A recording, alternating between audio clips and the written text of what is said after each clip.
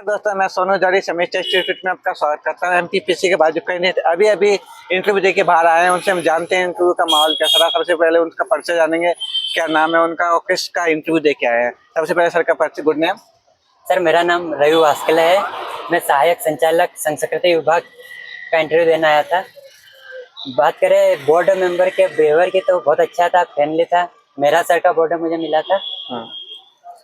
और कितने टाइम तक रहा आपका इंटरव्यू? सर, मेरा इंटरव्यू 15 से 16 मिनट चला। 15 से 16 मिनट जी चला। सर। और उसमें कितने मेंबर्स थे अंदर? सर, उसमें बोर्ड अध्यक्ष के अलावा 3 मेंबर थे। 3 मेंबर और हाँ, टोटल 4 मेंबर थे। अच्छा, इसके अलावा अंदर का माहौल कैसा था? सर, अंदर का माहौल बहुत अच्छा, फ्रेंडली था। फ्रेंडली था। हाँ। ओके।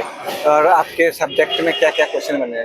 सर, चूँकि सहायक संचालक संस्कृति विभाग का इंटरव्यू था, तो कल्चर से रिलेटेड वही क्वेश्चन बने, जैसे संस्कृति क्या होती है, जनजातीय संस्कृति क्या होती है, लोक संस्कृति क्या होती है, सभ्यता और संस्कृति में क्या अंतर है।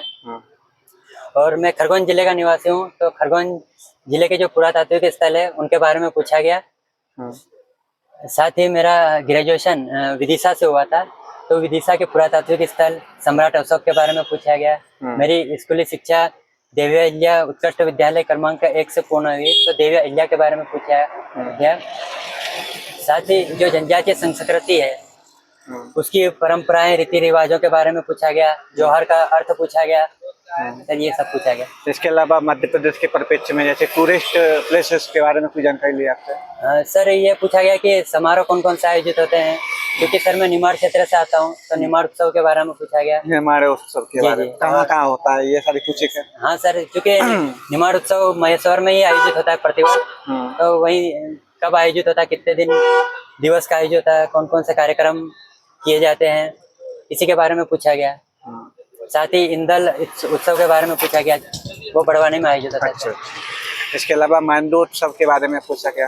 क्या सर? मांडू उत्सव या खजुराहो उत्सव? नो सर, सिर्फ समारोह के नाम पूछा गया था कि कब होते हैं, कौन से महीने में होते हैं। जैसे खजुराहो नृत्य समारोह कब होता है, कहाँ होता है, और तानसेन समारोह का भी पूछा गया कि कहाँ पे होता है, कितने दिन दिवस तक आयोजित होता है। जैसे आपके एरिया में एक भगोरिया संचालित होता है, तो भगोरिया से संबंधित कोई क्वेश्चन बना क्या? क्योंकि सर उन्होंने जनजातीय संस्कृति में कौन कौन से त्योहार आते हैं, उसमें भंगोरिया पर्व को पूछ लिया था। अच्छा, उसमें वही पूछ लिया था। उसी में कंक्लूड करके पूछ लिया था, अलग से नहीं पूछा। अच्छा अच्छा। इसके अलावा करंट में जो कोई उत्सव वगैरह चल रहा है या कोई? नो सर, करंट से रिलेटेड कुछ नहीं पूछा गया। करंट से कोई?